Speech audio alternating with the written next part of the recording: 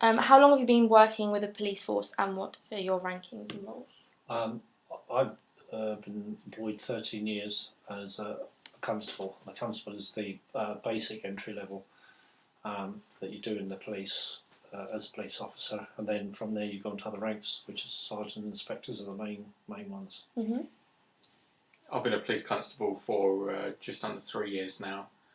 Before that, I was a police community support officer for about 7 years. Mm-hmm. Okay. I've been a police community support officer for about 10 years. Mm-hmm. Okay. What are the most common type of cases that you deal with? Theft and burglary tend to be our key things, because that's the bread and butter of policing. People just stealing things they don't want to get out of bed and work. Mm-hmm. So it's tried to, I'd say about 40% of our work would be around that area. Mm-hmm. Okay. What are the worst cases you've had to deal with recently between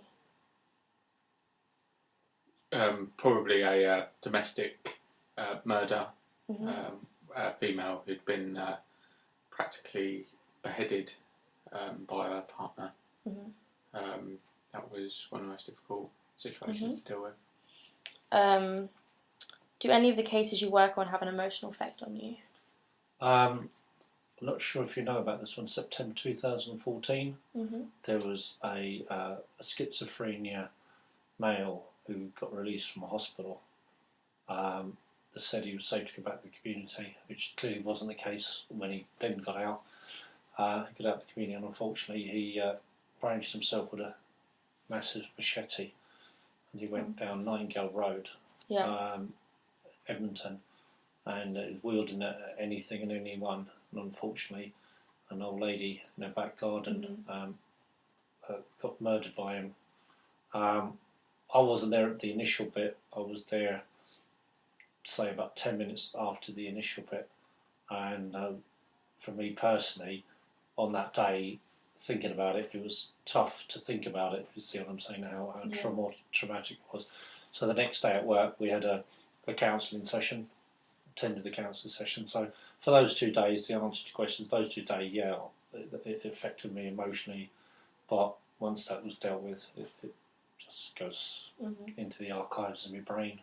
Yeah, okay. Are you aware of what LGBT stands for? And just explain what it stands for if you are aware. Lesbian, gay, bisexual, transgender. Yep. Do you have any LGBT members in your family or friendship group, or are there any colleagues specialising in LGBT, and are you aware of what your SPOC is for your area? Yeah, we have an officer on our team called Dave, who's gay. He's very helpful with regards to any LGBT crimes which we've had to investigate, especially domestic. Yeah. In my own personal preference, he's asked questions in relation to a primary investigation, which I didn't think of, but having him there and understanding the ins and outs of the LGBT community, he was able to ask those questions, which got a more thorough investigation, which was good for the investigation as well. It also helped with the victim as well, because the victim could relate to the officer, and also felt a lot more comfortable speaking with Dave as well. Our SPOC on our borough is Mum Reynolds, who's now Chief Inspector for the neighbourhood policing at the moment, and she's our SPOC. So any crimes of an LGBT area, she would be informed, and she can also advise us and give us advice on that as well, and also facilitate with training days what we have on the topic. Okay. Have you had to deal with an LGBT case before, which you've said? What's your opinion on stalking and domestic abuse? Strangely enough, it's what I'd call the Mayor of London's #1 crime. Whether it's physically him in the think tank, or we get our directions from the Home Office and through the Mayor and all that. And it's a constant learning curve. We're on a constant training cycle, and that could be anything from an email to a PowerPoint slide that's sent out to us to we get what called the primary investigation questions. So we have like 20 odd questions we'd ask someone, and then you'd find out a couple of months later that had increased to 21 to 22 questions. So domestic violence and everything related to it is the Home Office's key crime. They spend a lot of time and a lot of money on it, and they want to eradicate it quite simply. I do think stalking as a crime and as a characteristic of domestic is also evolving as well, especially with social media and how open and insecure social media is becoming and has become. I think stalking as a particular crime what you'd have before of going through somebody's mail, following someone down the street, getting information about people in basic ways has now evolved into such a vast area now. And I think that is an area which we are catching up and getting the better technology to be on top of this. But we are obviously dealing with a bigger evolved aspect of stalking now, which has come in only in recent years since social media has taken off. But it's an area of policing which we are now prioritising and getting on top of. Okay. Would you watch a film with an LGBT storyline? I wouldn't go out my way to watch one, but if one just happened to be on, because sometimes, because the shifts we do, we don't watch telly at a certain time of day, but if there's a film on and it catches my interest, absolutely, because there's always something to learn from it, and it always assists you with something. There's something buried in the film somewhere that's, that'd be handy for the future. By just watching even cop shows or anything like that, you pick up little things that you ordinarily wouldn't pick up. So the answer is yeah, definitely. Would you two watch an LGBT film if it was just on? Yeah. Yeah. I believe there's a lack of it in like film wise. I mean, there's domestic storylines out there, but again, domestic violence and domestic is not really something which some people would find comfortable to watch, which I think is why it is very hard to place a domestic violence or a domestic film out there. I mean, there's such films such as Gone Girl, which is about domestic related incidents within a man and a woman, where a lady tries to frame her husband, which is domestic related. But I mean, the films they're not as popular as a lot of other films, because it is to a particular taste of someone watching. Have you dealt with many LGBT-based crimes, and if so, what happened? The answer is yeah. It's difficult to talk about any one particular case because everyone will have its own different flavour. But again, go back to what I was saying a minute ago. You'd have to take the whole thing as one big picture, and not just say because it's one type of community. You don't just say it's this, it's that. It's across the board. You treat it all fairly. So the main thing is you deal with them in the same way you deal with a non-one. So if it's transsexual, it's the same as LGBT, exact same way the treatment.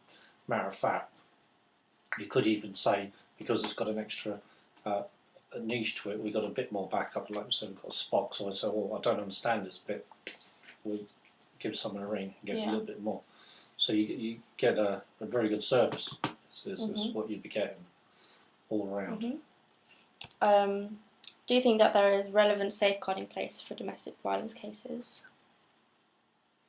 Yeah. And the reason being is we do, I don't know how many layers, all about 5 different layers. First of all, the first reported incident gets reported, so we know something, so there's your first bit. Then there's something, then the positive arrest policy. So, the violent person will get themselves arrested, so hopefully that's your second layer of, learning for them. And then the third layer, going to court, and then when it gets really bad, then we put what's called TACUs on the house. Basically, if the person phones up and says, you know, it's happening again, then we have all the history in front of us on the computer, so we know what we're dealing with, who we're dealing with, how we're dealing with it. And the idea is to try and stop it escalating. So if you've got it at stage 1, we try and nip everything literally at stage 1 by knowing the other 5 stages that are coming. And when it starts escalating, then we know we've got something, you know, a bit more sinister to worry about if it carries on. And there's hundreds of support packages and groups out there now that they can use to try and help themselves. You know, anything from rehousing the council, emergency housing, taking the kids somewhere else, getting them moved, you know, getting rid of your phones, getting rid of your internet, getting off the social media, things like that. You know, so get rid of all this and it cleans it up a bit. Yep. How often do you have training or refreshers from trained domestic violence officers? It's almost like every 2 months. We usually have a talk. We have a training day, which is usually every 6 to 8 weeks, and that will consist of if there's any new legislation brought in to domestics violence, or any new legislation we should be aware of, or any policies or practices we should follow when we're dealing with domestics. We will be obviously have that extra training. We also use it as a refresher as well on a number of other crimes, where we have different people from different agencies come in as well. The Met also organise domestic violence referral agencies who potentially deal with victims post domestic violence, to help with them getting back on track. They also send them in as well to give us the feedback what victims give from a police investigation, which also help us mould our investigations around domestics as well, to obviously help victims of domestic violence better every time. So we are regularly updated and trained with regards to domestic violence. Okay. Is there a process in place to refer victims to relevant agencies for domestic violence? Yeah, you got. There's a whole ream of them. We have a book, and on the back of the tear-out slip, and you go to the back of it, it's got at least 7 outside agencies, and that could be, let's say you're Bangladeshi, and you have a language barrier, and you know you've come to the country a few years ago and you moved in with a family and you're suffering domestic abuse. They'd have websites and phone numbers and contacts in place, especially for that. So if you can go that deep, then you can work your way backwards to what I call the basic level, where everyone speaks the language. It's easy, it's straightforward, down to the most difficult one, where the language barrier's in, the culture kicks in, all of it, and it'll cover the whole spectrum. And I think, you know, every time I tear them slips out, I give it to them and say, look, on the back there's this, that. There's about 7 agencies, 7 websites you can go on to help yourself. And then if you can't, you're failing at that, give us another call and we'll see what we can do. Okay, they're all my questions. Do you have any questions for me as well? No. No? No. Okay, thank you. Thank you.